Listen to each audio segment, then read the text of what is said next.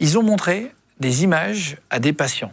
Ils leur ont mis des électrodes, c'est ça, hein? Ouais, ils ont fait une IRM fonctionnelle, mais en gros, ils ont enregistré leur activité cérébrale. Ouais. Et ensuite, ils ont entraîné une IA à reconstituer l'image à partir de l'activité cérébrale directement. Première image, c'est ce nounours-là. Là, la personne qui a participé à l'expérience voit ce nounours avec un petit nœud violet autour du cou. Ce qui est fou, c'est que si un jour on veut savoir dans les pensées qu'on met, je sais pas, une espèce de casque et une sorte de détecteur de mensonges, voir si la personne pense à quelque chose, on pourra peut-être reconstituer les pensées. Ça, c'est flippant. Ouais. Regardez ce que l'intelligence artificielle, branchée sur le cerveau de ce monsieur, a réussi à voir. Et donc, ils ont compris qu'ils regardaient une peluche. Voilà, vous avez l'autre image à côté.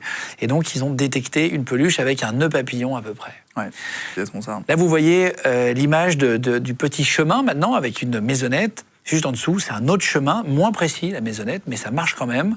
L'avion, c'est impressionnant. On voit un avion bleu et un petit peu blanchi après avec l'intelligence artificielle.